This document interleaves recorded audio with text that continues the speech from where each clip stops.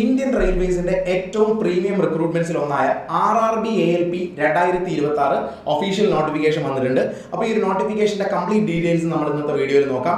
എങ്ങനെയാണ് അപ്ലൈ ചെയ്യേണ്ടത്, എന്ന് മുതലാണ് ആപ്ലിക്കേഷൻ സ്റ്റാർട്ട് ആകുന്നത്, ടോട്ടൽ വേക്കൻസീസ് എത്ര, മാത്രമല്ല ഈ ഒരു നോട്ടിഫിക്കേഷനുമായിട്ട് ബന്ധപ്പെട്ട് ഇപ്പോൾ ഈ വർഷം വന്ന ചെറിയൊരു ചേഞ്ച് ഉണ്ട്, റിക്രൂട്ട്മെന്റ് പ്രോസസ്സിൽ വന്ന ചെറിയൊരു ചേഞ്ച് ഉണ്ട്. ആ ചേഞ്ച് എന്താണെന്നും കൂടി നമുക്ക് ഇന്നത്തെ വീഡിയോയുടെ അവസാനം നോക്കുന്നതായിരിക്കും.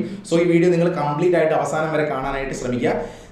അപ്പോൾ RRBയുടെ ഏറ്റവും പുതിയ നോട്ടിഫിക്കേഷൻ, എല്ലാ വർഷവും RRB ഇപ്പോൾ റിക്രൂട്ട്മെന്റ് നടത്തുന്നുണ്ടെന്നുള്ള കാര്യം നിങ്ങൾക്ക് എല്ലാവർക്കും അറിയാം. അപ്പം ആദ്യത്തെ റിക്രൂട്ട്മെന്റ് എല്ലാ വർഷത്തെയും ഫസ്റ്റ് റിക്രൂട്ട്മെന്റ് ആണ് നോർമലി RRB ALP വിളിക്കുന്നത്, ഫസ്റ്റ് റിക്രൂട്ട്മെന്റ്. അതിനുശേഷമാണ് മറ്റ് എക്സാംസ് വിളിക്കുന്നത്. അപ്പം RRBയുടെ 2026 റിക്രൂട്ട്മെന്റ് സൈക്കിൾ സ്റ്റാർട്ട് ചെയ്തു എന്നാണ് നമുക്ക് മനസ്സിലാക്കേണ്ടത്. അപ്പോൾ RRB ALP assistant loco pilot എന്ന് പറയുന്ന പോസ്റ്റ് ടോട്ടൽ വേക്കൻസീസ് 11,127 ആണ്. 11,127 വേക്കൻസീസ് ആണ് ആകെ മൊത്തം എല്ലാ RRBസിലൂടെ വരുന്നത്. പേ ലെവൽ 2 വരുന്നൊരു പോസ്റ്റാണ് RRB ALP. മാത്രമല്ല ഈ ഒരു പോസ്റ്റിന് അട്രാക്റ്റീവ് ആവാനുള്ള കാരണം ഇതിനകത്ത് വരുന്ന ഡിഫറെന്റ് അലവൻസസ്, ട്രാവൽ അലവൻസസ് ഒക്കെ ആക്ച്വലി വളരെ അട്രാക്റ്റീവ് ആയിട്ടുള്ള ഒരു പേ സ്കെയിൽ അല്ലെങ്കിൽ ടോട്ടൽ ഗ്രോസ് സാലറിയിലേക്ക് കൊണ്ടെത്തിക്കുന്ന പോസ്റ്റാണത്. മെഡിക്കൽ സ്റ്റാൻഡേർഡ്സ് എന്ന് പറയുമ്പോൾ A1 മെഡിക്കൽ സ്റ്റാൻഡേർഡ് ആണ്. Strict vision and fitness require ചെയ്യുന്നു. ഏജ് ലിമിറ്റ് 18 മുതൽ 30 വയസ്സ് വരെയുള്ള ആൾക്കാർക്കാണ് ഇതിന് അപ്ലൈ ചെയ്യാൻ സാധിക്കുന്നത്. ജൂലൈ 1, 2026 വെച്ചിട്ടാണ് നിങ്ങളുടെ ഏജ് ലിമിറ്റ് കാൽക്കുലേറ്റ് ചെയ്യുന്നത്. അപ്പം RRBസിന്റെ ഒഫീഷ്യൽ വെബ്സൈറ്റിൽ ഇപ്പോൾ വന്നിരിക്കുന്ന CN നമ്പർ 1/2026 എന്ന പേരിലാണ് ഒരു official notification as of now release ചെയ്തിരിക്കുന്നത്. ഈ നോട്ടിഫിക്കേഷനിൽ ഡീറ്റെയിൽസ് എല്ലാം വളരെ കൃത്യമായിട്ട് പറയുന്നുണ്ട്. അപ്പം നമുക്ക് ഓരോരോ ഡീറ്റെയിൽസ് ആയിട്ട് നോക്കാം, എന്താണെന്നുള്ള കാര്യങ്ങൾ കൃത്യമായിട്ട് നോക്കാം. ആദ്യം important date and application time line. അതായത് എംപ്ലോയ്മെന്റ് ന്യൂസിൽ മാർച്ച് 21 തന്നെ ഒരു ഷോർട്ട് നോട്ടീസ് വന്നിട്ടുണ്ടായിരുന്നു. അതായത് മെയ് 15 മുതൽ ആപ്ലിക്കേഷൻ ലൈവ് ആവുമെന്ന് വന്നിട്ടുണ്ടായിരുന്നു. അതിനുശേഷം മെയ് 15 ആപ്ലിക്കേഷൻ വിൻഡോ ലൈവ് ആവുന്നത്. ഇന്ന് നോട്ടിഫിക്കേഷൻ നിങ്ങളുടെ മുമ്പിൽ എത്തി. 15 മെയ് 2026 മുതലാണ് നിങ്ങൾക്ക് അപ്ലൈ ചെയ്യാൻ സാധിക്കുന്നത്. ജൂൺ 15 വരെ ഏകദേശം ഒരു മാസമാണ് ആപ്ലിക്കേഷൻ ഫില്ല് ചെയ്യാനുള്ള സമയം എന്ന് പറയുന്നത്. അപ്പോൾ മെയ് 15 തന്നെ ആപ്ലിക്കേഷൻ സ്റ്റാർട്ട് ആവും, ജൂൺ 14 അത് ഓഫ് ആവും. ഇനി 16 ലാസ്റ്റ് ഡേറ്റ് ഓഫ് ഫീ പേയ്മെന്റിന് 2 ദിവസം കൂടി നോർമലി കൊടുക്കാറുള്ളത് പോലെ ജൂൺ 16 വരെ. ആപ്ലിക്കേഷൻ കറക്ഷൻ വിൻഡോ ഓപ്പൺ ആവുന്നത് 17 to 26 ജൂണാണ്. അതിനുശേഷം 16 ശേഷം 17 മുതൽ 26 വരെയുള്ള ദിവസങ്ങളിലാണ് ആപ്ലിക്കേഷൻ കറക്ഷൻ വിൻഡോ. അത് ആപ്ലിക്കേഷൻ പ്രോസസ്സ് കഴിഞ്ഞിട്ട് നമ്മുടെ ആപ്ലിക്കേഷനിൽ എന്തെങ്കിലും ചേഞ്ച് വരുത്തണം എന്നുണ്ടെങ്കിൽ വരുന്നൊരു ഡേറ്റ് ആണ് 17 മുതൽ 26 വരെ. ഇനി ഒരു കാര്യം ഈ ഒരു ആപ്ലിക്കേഷൻ ഫില്ല് ചെയ്യുന്ന സമയത്ത് തന്നെ ശ്രദ്ധിക്കേണ്ടത്, പലരും ഇതിനെപ്പറ്റി ധാരണയില്ലാതെ പെട്ടെന്ന് ചാടിക്കയറി അപ്ലൈ ചെയ്യും. ചിലപ്പോൾ മൾട്ടിപ്പിൾ RRBസിൽ അപ്ലൈ ചെയ്യും. അപ്പോൾ ഈ റെയിൽവേയുടെ റിക്രൂട്ട്മെന്റ് എന്ന് പറയുന്നത് അതിന് പ്രത്യേകത എന്താണെന്ന് വെച്ച് കഴിഞ്ഞാൽ ഇന്ത്യയിൽ ആകെയുള്ള ടോട്ടൽ RRBസിൽ ഏതെങ്കിലും ഒരു RRBയിൽ മാത്രമേ നിങ്ങൾക്ക് അപ്ലൈ ചെയ്യാൻ പറ്റൂ. കാരണം RRB വേസ് ഓരോ RRBസിലും സെപ്പറേറ്റ് വേക്കൻസീസ് ആണ് ഇഷ്യൂ ചെയ്തിരിക്കുന്നത്. ടോട്ടൽ വേക്കൻസീസ് ആണ് 11,000+ എന്ന് പറയുന്നത്. അതുകൊണ്ട് തന്നെ ഏതെങ്കിലും ഒരു RRBയിൽ മാത്രമേ നിങ്ങൾക്ക് ആ ആപ്ലിക്കേഷൻ ഫില്ല് ചെയ്യാൻ പറ്റുള്ളൂ. ഒന്നിൽ കൂടുതൽ RRBസിൽ നിങ്ങൾ ആപ്ലിക്കേഷൻ ഫില്ല് ചെയ്യുകയാണെങ്കിൽ നിങ്ങളുടെ ഫോം റിജക്റ്റഡ് ആയിരിക്കും, നിങ്ങളെ ഡിബാർ ചെയ്യുന്നതായിരിക്കും, നിങ്ങൾക്ക് എക്സാം എഴുതാൻ പറ്റാതിരിക്കുന്നതായിരിക്കും. അപ്പോൾ ആ ഒരു കാര്യം ആദ്യം തന്നെ നിങ്ങൾ ശ്രദ്ധിച്ചോളുക. ഇനി എക്സാം ഡേറ്റ്, സ്റ്റാറ്റസ്, മറ്റു കാര്യങ്ങൾ നമുക്ക് നോക്കാം. എക്സാക്റ്റ് ആയിട്ട് എന്നാണ് പരീക്ഷ നടക്കുന്നത് എന്നുള്ളത് കൃത്യമായിട്ട് അനൗൺസ് ചെയ്തിട്ടില്ല. അതുകൊണ്ട് തന്നെ CBT 1ന്റെയും CBT 2ന്റെയും എല്ലാം മറ്റ് ഡേറ്റുകൾ, ഫസ്റ്റ് സ്റ്റേജ് പരീക്ഷയുടെയും സെക്കൻഡ് സ്റ്റേജ് പരീക്ഷയുടെയും CBATന്റെയും എക്സാം സിറ്റിയുടെയും ബാക്കി എല്ലാ കാര്യങ്ങളും ഒരു സമയത്തിന് ശേഷം മാത്രമേ നമുക്ക് മനസ്സിലാവാൻ പറ്റൂ. ഇനി എക്സാം സിറ്റി ഇന്റിമേഷൻ എക്സാം നടക്കുന്നതിന് 10 ദിവസം മുമ്പ് നിങ്ങൾക്ക് അറിയാൻ പറ്റും. നിങ്ങളുടെ കോൾ ലെറ്റർ, ഹോൾ ടിക്കറ്റ് 4 ദിവസം മുമ്പേ മാത്രമായിരിക്കും കിട്ടുന്നത്. ഡോക്യുമെന്റ് വെരിഫിക്കേഷനും മെഡിക്കൽ എക്സാമും എല്ലാം ഈ പരീക്ഷയുടെ ഫൈനൽ റിസൾട്ട് വന്നതിന് ശേഷമായിരിക്കും. ഒരു കാര്യം കൂടെ ശ്രദ്ധിക്കുക, RRBയുടെ ഒഫീഷ്യൽ വെബ്സൈറ്റിൽ മാത്രം നിങ്ങൾ അപ്ഡേറ്റ് നോക്കുക.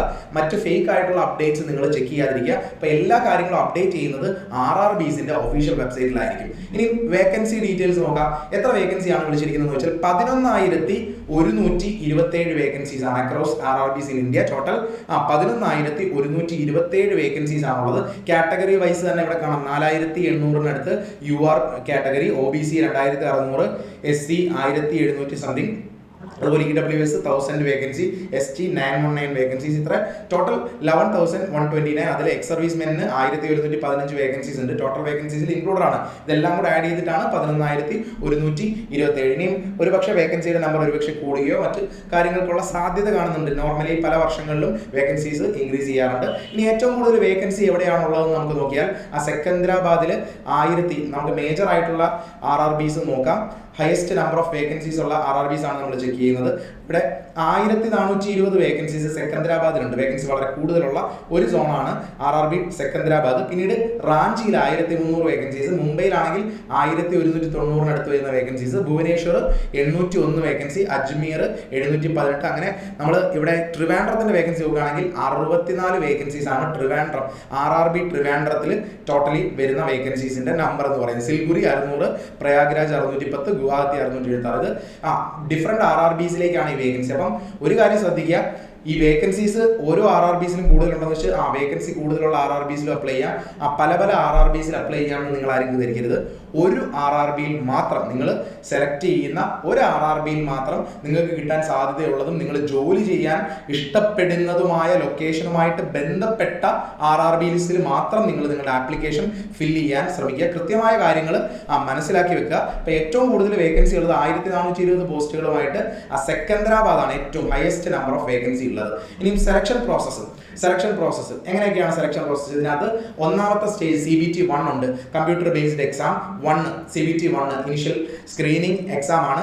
ഇതിന്റെ മാർക്ക് ഫൈനൽ നിങ്ങളുടെ റാങ്ക് ലിസ്റ്റ് ഉണ്ടാവുന്നതിൽ കാൽക്കുലേറ്റ് ചെയ്യുന്നതല്ല, ജസ്റ്റ് നിങ്ങൾ ക്വാളിഫൈ ആയാൽ മതി. ടയർ 1 അതായത് CBT 1 എക്സാം ക്വാളിഫൈ ആയാൽ മാത്രമേ നിങ്ങൾക്ക് CBT 2 എക്സാം എഴുതാൻ പറ്റൂ. അപ്പം ഒരുപാട് ആളുകൾ എഴുതുന്ന പരീക്ഷയിൽ നിന്ന് കുറച്ച് ആളുകളെ സ്ക്രീൻ ചെയ്ത് മാറ്റുന്ന പരീക്ഷയാണ് അല്ലെങ്കിൽ സ്റ്റേജ് ആണ് CBT 1 കമ്പ്യൂട്ടർ ബേസ്ഡ് ടെസ്റ്റ് 1. ഇനി അത് പാസ്സാകുന്ന ആൾക്കാർക്ക് CBT 1 ക്വാളിഫൈ ആവുന്ന ആൾക്കാർക്ക് CBT 2 രണ്ടാമത്തെ സ്റ്റേജ് കമ്പ്യൂട്ടർ ബേസ്ഡ് ടെസ്റ്റ് ഉണ്ട്. അപ്പോൾ ആ ടെസ്റ്റിൽ തന്നെ 2 പാർട്ടുണ്ട്. രണ്ടാമത്തെ സ്റ്റേജ് എക്സാമിനകത്ത് തന്നെ 2 പാർട്ടുണ്ട്. പാർട്ട് എ ഉണ്ട്, പാർട്ട് ബി ഉണ്ട്. പാർട്ട് എ എന്ന് പറയുന്നത് നമ്മുടെ സ്റ്റേജ് 1ന് സമാനമായിട്ട് വരുന്ന ചില ടോപ്പിക്കുകളൊക്കെയാണ് പാർട്ട് എയിൽ വരുന്നത്. പാർട്ട് ബി എന്ന് പറയുന്നത് ടെക്നിക്കൽ ട്രേഡ് ബേസ്ഡ് ആയിട്ട് വരുന്ന ഒരു പേപ്പറാണ്. അപ്പോൾ ആ പേപ്പർ നിങ്ങൾ ക്വാളിഫൈ ചെയ്യേണ്ട പേപ്പർ മാത്രം. അപ്പോൾ പാർട്ട് ബിയുടെ മാർക്ക് നിങ്ങളുടെ ഫൈനൽ റാങ്ക് ലിസ്റ്റിൽ ആഡ് ചെയ്യില്ല. അത് ശ്രദ്ധിക്കേണ്ട ഒരു കാര്യമാണ്. Part B is just qualifier. അത് നിങ്ങൾ കൊടുത്തിരിക്കുന്ന ട്രേഡ്, ഇപ്പോൾ ചിലപ്പോൾ diesel mechanic, heat engines, T V and radio signal, ഇങ്ങനെ പല പല ട്രേഡുകൾ നിങ്ങൾ കൊടുക്കാറുണ്ട് ആപ്ലിക്കേഷൻ ചെയ്യുമ്പോൾ. അപ്പോൾ അതിനകത്ത് വരുന്ന ഒരു പേപ്പർ ആയിരിക്കും. അത് ജസ്റ്റ് ക്വാളിഫയർ മാത്രമാണ്. അതിൻ്റെ മാർക്ക് ഫൈനൽ റാങ്ക് ലിസ്റ്റിൽ ആഡ് ചെയ്യില്ല. പാർട്ട് എയുടെ മാർക്കാണ് നിങ്ങളുടെ ഫൈനൽ റാങ്ക് ലിസ്റ്റിലേക്ക് വേണ്ടി ഉപയോഗിക്കുന്നത്. ഇനി സ്റ്റേജ് 2 CBT 2 എക്സാം നിങ്ങൾ എഴുതിയതിനു ശേഷം തേർഡ് സ്റ്റേജ് എന്ന് പറയുന്നത് CBAT ആണ്, കമ്പ്യൂട്ടർ ബേസ്ഡ് ആപ്റ്റിറ്റ്യൂഡ് ടെസ്റ്റ്. ഇത് മസ്റ്റായിട്ടും നിങ്ങൾ പാസ് ആവേണ്ടതും അതിന്റെ മാർക്ക്, അതിന് നിങ്ങൾക്ക് സ്കോർ ഉണ്ട്. CBATന് ഒരു സ്കോർ ഉണ്ട്. കമ്പ്യൂട്ടർ ബേസ്ഡ് ആപ്റ്റിറ്റ്യൂഡ് ടെസ്റ്റ് ആണ്, ഓൺലൈനായിട്ടാണ് കറന്റ് ഈ ടെസ്റ്റ് കണ്ടക്ട് ചെയ്യുന്നത്. അപ്പോൾ അതിന്റെയും മാർക്ക് ഈ ഫൈനൽ റാങ്ക് ലിസ്റ്റിൽ ഇൻക്ലൂഡ് ചെയ്യുന്നതിന് യൂസ് വരുന്നതാണ്. CBT 2ന്റെയും CBATന്റെയും ബേസിസിലാണ് നിങ്ങളുടെ ഫൈനൽ റാങ്ക് ലിസ്റ്റ് പുറത്തു വരുന്നത്, നിങ്ങളുടെ റാങ്ക് ലിസ്റ്റ് അവസാനമായിട്ട് ഇഷ്യൂ ചെയ്യുന്നത്. അപ്പോൾ ഇതിന് ശേഷം അടുത്ത സ്റ്റേജാണ് ഡോക്യുമെന്റ് വെരിഫിക്കേഷൻ. ഇതെല്ലാം നിങ്ങൾ ക്വാളിഫൈ ചെയ്യുകയാണെങ്കിൽ നിങ്ങളെ ഡോക്യുമെന്റ് വെരിഫിക്കേഷന് വിളിക്കും. ഈ ഡോക്യുമെന്റ് വെരിഫിക്കേഷൻ പ്രോസസ്സ് എല്ലാം സക്സസ്ഫുള്ളി നിങ്ങൾ കംപ്ലീറ്റ് ചെയ്യുകയാണെങ്കിൽ അവസാനത്തെ സ്റ്റേജ് മെഡിക്കൽ എക്സാമിനേഷൻ ആണ്. മെഡിക്കൽ എക്സാമിനേഷൻ വളരെ ക്രൂഷ്യലാണ് ALPക്ക്. കാരണം A1 മെഡിക്കൽ സ്റ്റാൻഡേർഡ് വേണം. ഐ വിഷനൊക്കെ പ്രശ്നമുള്ള ആൾക്കാർക്ക് ഒരുപക്ഷെ ഈ ഒരു സ്റ്റേജിൽ പുറത്താവാൻ സാധ്യതയുണ്ട്. പെർഫെക്റ്റ് വിഷൻ ആവശ്യം വരുന്ന ഒരു പോസ്റ്റാണ് RRB ALP. ഇതിനുശേഷം ഫൈനൽ അപ്പോയിന്റ്മെന്റ് ലെറ്ററും എല്ലാം വരുന്നതായിരിക്കും. ഇതാണ് നമ്മുടെ RRB ALPയുടെ റിക്രൂട്ട്മെന്റ് പ്രോസസ്സ് എന്ന് പറയുന്നത്. ഇനി CBT 1 ഫസ്റ്റ് സ്റ്റേജിൽ ഉള്ള ടോപ്പിക്കുകൾ ഏതൊക്കെ സബ്ജക്ട്സ് ആണ് പഠിക്കേണ്ടതെന്ന് വെച്ചാൽ മാത്സ് ഉണ്ട്, മെന്റൽ എബിലിറ്റി അല്ലെങ്കിൽ reasoning and general intelligence part ഉണ്ട്, ജനറൽ സയൻസ് ഉണ്ട്, general awareness and current affairs ഉണ്ട്. ഇതാണ് നമ്മുടെ എക്സാമിന്റെ ഒരു പാറ്റേൺ. സ്റ്റാഫ് സെലക്ഷൻ കമ്മീഷന്റെ ഒക്കെ പരീക്ഷയ്ക്ക് വരുന്ന അതേ പാറ്റേൺ തന്നെയാണ്. സയൻസിന് സെപ്പറേറ്റ് കുറച്ച് വെയിറ്റേജ് ഉണ്ടെന്നുള്ളത് ശ്രദ്ധിക്കേണ്ടതാണ്. CBT 1 സയൻസ് ഭയങ്കര ഇമ്പോർട്ടൻ്റ് ആണ്. CBT 1 എക്സാമിന് പ്രിപ്പയർ ചെയ്യുന്ന ആൾക്കാർക്ക് ഈ സയൻസ് നന്നായിട്ട് പഠിക്കേണ്ടത് തന്നെയാണ്. തീർച്ചയായിട്ടും ഇത്തരത്തിലുള്ള പരീക്ഷയ്ക്ക് പ്രിപ്പയർ ചെയ്യാൻ നിങ്ങൾ ആഗ്രഹിക്കുന്നുണ്ടെങ്കിൽ ദിശ അക്കാഡമിയുടെ ചാനലിൽ തന്നെ ഇത്തരത്തിൽ RRB ALP ക്ലിയർ ചെയ്ത ആൾക്കാരുടെ സക്സസ് സ്റ്റോറീസ് അവൈലബിൾ ആണ്. അത് നിങ്ങൾക്ക് ചെക്ക് ചെയ്യാം. സക്സസ് പോയിന്റ് എന്ന് പറയുന്ന ഒരു പ്ലേലിസ്റ്റിൽ ചെക്ക് ചെയ്താൽ അവരുടെയൊക്കെ സക്സസ് വീഡിയോസും അവർ പ്രിപ്പയർ ചെയ്ത് എങ്ങനെയാണെന്നുള്ള ഡീറ്റെയിൽസ് ഒക്കെ നിങ്ങൾക്ക് അറിയാൻ സാധിക്കുന്നതായിരിക്കും. ഇവിടെ CBT 1 പറ്റി പറയുകയാണെങ്കിൽ ഫസ്റ്റ് സ്റ്റേജ് 60 മിനിറ്റ് ആണ്. 60 മിനിറ്റ് കൊണ്ട് നിങ്ങൾക്ക് 75 ചോദ്യങ്ങളാണ് ആകെ ഉള്ളത്. ടോട്ടൽ മാർക്സ് 75 ആണ്. നെഗറ്റീവ് മാർക്ക് ഉണ്ട് 1/3 ആണ് നെഗറ്റീവ് മാർക്ക് വരുന്നത്. ഈ സ്റ്റേജ് 1 ക്വാളിഫയർ ആണ്. അതായത് കുറേ ആൾക്കാർ എഴുതുന്ന പരീക്ഷയിൽ നിന്ന് കുറച്ച് പേരെ ഷോർട്ട് ലിസ്റ്റ് ചെയ്യാൻ വേണ്ടിയാണ് CBT 1 പരീക്ഷ കണ്ടക്ട് ചെയ്യുന്നത്. ഓക്കെ, അപ്പോൾ CBT 1ന്റെ കാര്യം മനസ്സിലായി. ഇനി CBT 2 നേരത്തെ പറഞ്ഞതുപോലെ തന്നെ 2 പാർട്ടാണുള്ളത്. പാർട്ട് എ 100 ചോദ്യങ്ങൾ 90 മിനിറ്റിലാണ് അറ്റൻഡ് ചെയ്യേണ്ടത്. 100 ചോദ്യങ്ങൾ 90 മിനിറ്റിലാണ്. പാർട്ട് ബി എന്ന് പറയുന്നത് 75 ക്വസ്റ്റ്യൻസ് ആണ് 60 മിനിറ്റ് ആണ്. അപ്പോൾ പാർട്ട് ബി ക്വാളിഫയിങ് ഒള്ളിയാണ്, ജസ്റ്റ് ക്വാളിഫയർ ആണ്. അത് ട്രേഡ് ബേസ്ഡ് ആയിട്ടുള്ള ഒരു പേപ്പറാണ്. അത് 75 ചോദ്യമാണ് വരുന്നത്. മിനിമം സ്കോർ 35% ഇതിനകത്ത് എടുത്ത് നിങ്ങൾ മിനിമം ക്വാളിഫൈ ചെയ്യുക എന്നുള്ളതാണ്. ഈ പാർട്ട് ബിയുടെ മാർക്ക് ഒരിക്കലും നിങ്ങളുടെ ഫൈനൽ മെറിറ്റ് ലിസ്റ്റിൽ ഇൻക്ലൂഡ് ചെയ്യുന്നതല്ല, പാർട്ട് എയുടെ മാർക്കായിരിക്കും ഇൻക്ലൂഡ് ചെയ്യുന്നത്. അങ്ങനെ total 100 question part A, 75 questions part B ആണ് വരുന്നത്. Total time 150 minute. Negative mark ഉണ്ട്, 1/3 ആണ് നെഗറ്റീവ് മാർക്ക്. ഓക്കെ, ഇതാണ് CBT 2ന്റെ പാറ്റേൺ. ഇനി CBT 2ന്റെ പാർട്ട് എയുടെ ഡീറ്റെയിൽസ് എന്തൊക്കെയാണ് നിങ്ങളുടെ ഫൈനൽ റാങ്ക് ലിസ്റ്റ് നിർണ്ണയിക്കുന്നത്. Maths, reasoning, basic science and engineering എന്ന് പറയുന്ന ഒരു ടോപ്പിക് ഉണ്ട്. അത് കൂടുതലും ഫിസിക്സുമായിട്ട് ബന്ധപ്പെട്ട കുറേ ടോപ്പിക്കുകൾ, എഞ്ചിനീയറിംഗ് ഗ്രാഫിക്സ് അല്ലെങ്കിൽ engineering drawing, basic electricity, mechanics, അങ്ങനെ എഞ്ചിനീയറിംഗ് സബ്ജക്ട്സുമായിട്ട് ബന്ധപ്പെട്ടതും ഫിസിക്സുമായിട്ട് ബന്ധപ്പെട്ടതുമായിട്ടുള്ള കുറേ കാര്യങ്ങളാണ് ഈ ഒരു ബേസിക് സയൻസ് ആൻഡ് എഞ്ചിനീയറിംഗ് എന്ന് പറയുന്ന പാർട്ടിൽ വരുന്നത്. പിന്നീട് general awareness and current affairs ആണല്ലോ. അപ്പം സ്റ്റേജ് 1ൽ നിന്ന് വ്യത്യസ്തമായിട്ട് ഇവിടെ ബേസിക് സയൻസ് ആൻഡ് എഞ്ചിനീയറിംഗ് എന്ന് പറയുന്ന ഒരു പേപ്പർ ഉണ്ട്. അതിൽ കുറച്ച് കാര്യങ്ങൾ മാത്രമേ എക്സ്ട്രാ നിങ്ങൾ പഠിക്കേണ്ടതുള്ളൂ. എഞ്ചിനീയറിംഗ് ഡ്രോയിങ് ഒന്നും ഇതിനകത്ത് വരുന്നില്ല. ബേസിക് ഇലക്ട്രിസിറ്റി ആൻഡ് മെക്കാനിക്സ് പല കാര്യങ്ങളും ഫിസിക്സിൽ ഇൻക്ലൂഡ് ചെയ്യുന്നതാണ്. കുറച്ച് പോർട്ട് മാത്രമാണ് ബേസിക് സയൻസ് ആൻഡ് എഞ്ചിനീയറിംഗിന് നമ്മുടെ സ്റ്റേജ് 1ൽ നിന്ന് വ്യത്യസ്തമായിട്ട് സ്റ്റേജ് 2ലുള്ളത്. ഓക്കെ, അപ്പോൾ പാർട്ട് എയുടെ ഈ ഒരു സെക്ഷന്റെ മാർക്കിന്റെ ബേസിലാണ് നിങ്ങളുടെ ഫൈനൽ ഷോർട്ട് ലിസ്റ്റിംഗ്. ഇനിയും CBT 2 പാർട്ട് ബി ഡീറ്റെയിൽസ് അത് നേരത്തെ പറഞ്ഞു. അതായത് ക്വാളിഫയിങ് ആണ്. ITI നിങ്ങളുടെ ട്രേഡ് ബേസ്ഡ് ആയിട്ടുള്ള പേപ്പർ ആയിരിക്കും വരുന്നത്. ക്വാളിഫയർ ആണ്, ജസ്റ്റ് ആ പേപ്പർ ക്വാളിഫൈ ആയാൽ മതി, അതിന്റെ മാർക്കിന് യാതൊരു ഇമ്പോർട്ടൻസും ഇല്ല. ഇനി CBAT computer based aptitude test. ഈ കമ്പ്യൂട്ടർ ബേസ്ഡ് ആപ്റ്റിറ്റ്യൂഡ് ടെസ്റ്റ് എന്ന് പറയുന്നത് 2 സ്റ്റേജിന് ശേഷം വരുന്നതാണ്. എല്ലാ ALP കാൻഡിഡേറ്റ്സും മസ്റ്റ് ആയിട്ടും ഈ ഒരു CBAT അറ്റൻഡ് ചെയ്യേണ്ടതാണ്.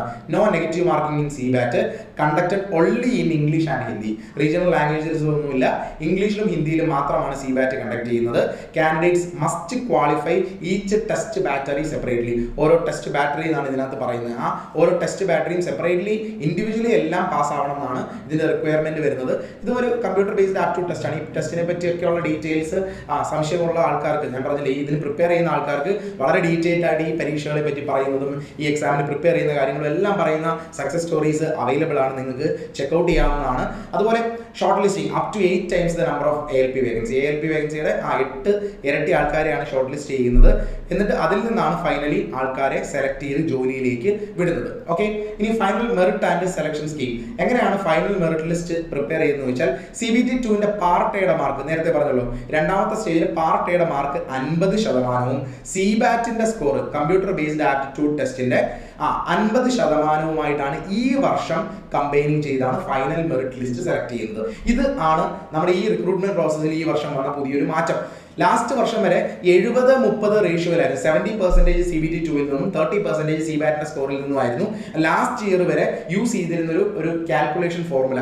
ഇപ്പോൾ അത് ചേഞ്ച് ആയിട്ടുണ്ട്. ഈ വർഷത്തെ നോട്ടിഫിക്കേഷനിൽ വന്ന മേജർ ചേഞ്ച്, റിക്രൂട്ട്മെന്റ് പ്രോസസ്സിൽ വന്ന മേജർ ചേഞ്ച് എന്താണെന്ന് ചോദിച്ചാൽ CBT 2 പാർട്ട് എയുടെ മാർക്കിന്റെ വെയിറ്റേജ് 50%, CBAT സ്കോറിന്റെ വെയിറ്റേജ് 50%. അപ്പോൾ ഈക്വൽ വെയിറ്റേജ് ഈ 2 സെക്ഷനും കൊടുത്താണ് ഈ വർഷം മുതൽ റിക്രൂട്ട്മെന്റ് നടക്കുന്നതെന്നാണ് മനസ്സിലാവുന്നത്.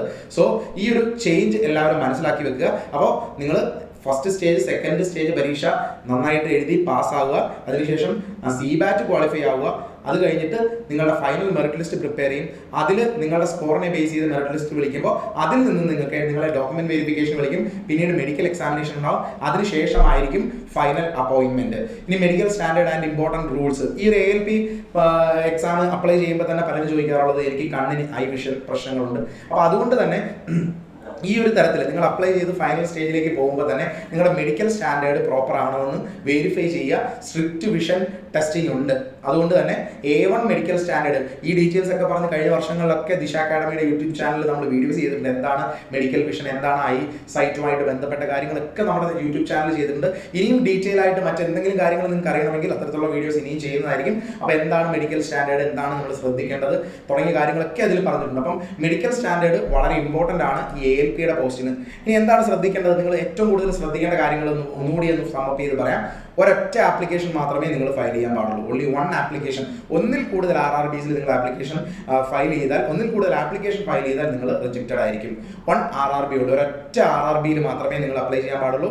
അതുകൊണ്ട് ആലോചിച്ച് തീരുമാനിച്ചെടുത്തതിന് ശേഷം നിങ്ങൾ വേക്കൻസീസിനെ പറ്റിയൊക്കെ റിസർച്ച് ചെയ്ത് കിട്ടാൻ സാധ്യതയുള്ള സ്ഥലങ്ങളും അതുപോലെ തന്നെ നിങ്ങൾക്ക് ഇഷ്ടമുള്ള ജോലി ചെയ്യാൻ ആഗ്രഹിക്കുന്ന സ്ഥലങ്ങളൊക്കെ ഡിസൈഡ് ചെയ്തതിന് ശേഷം മാത്രം RRBs നിങ്ങൾ അപ്ലൈ ചെയ്യാൻ ശ്രമിക്കുക. ഓക്കെ, ഇനി അതുപോലെ തന്നെ നിങ്ങൾക്ക് എഡ്യൂക്കേഷണൽ ക്വാളിഫിക്കേഷൻ ITI അല്ലെങ്കിൽ diploma in engineering subjects BTech ഒക്കെ കഴിഞ്ഞ ആൾക്കാർക്കാണ് ഈ ഒരു പരീക്ഷയ്ക്ക് അപ്ലൈ ചെയ്യാൻ സാധിക്കുന്നത്. ക്വാളിഫിക്കേഷൻ വളരെ ഡീറ്റെയിൽഡ് ആയിട്ട് നോട്ടിഫിക്കേഷനകത്ത് പറയുന്നുണ്ട്. ഇതിനുള്ള ക്വാളിഫിക്കേഷൻ നിങ്ങൾക്ക് ഈ ഒരു ആപ്ലിക്കേഷൻ ഫില്ല് ചെയ്യുന്ന ക്രൂഷ്യൽ ഡേറ്റിന് മുമ്പായിട്ട് കിട്ടിയിട്ടുണ്ടോ എന്ന് വെരിഫൈ ചെയ്യുക. അത്തരത്തിലുള്ളവർക്ക് മാത്രമേ എക്സാം അപ്പിയർ ചെയ്യാനും ഫൈനലി ജോലിക്ക് കിടക്കാനും സാധിക്കൂ.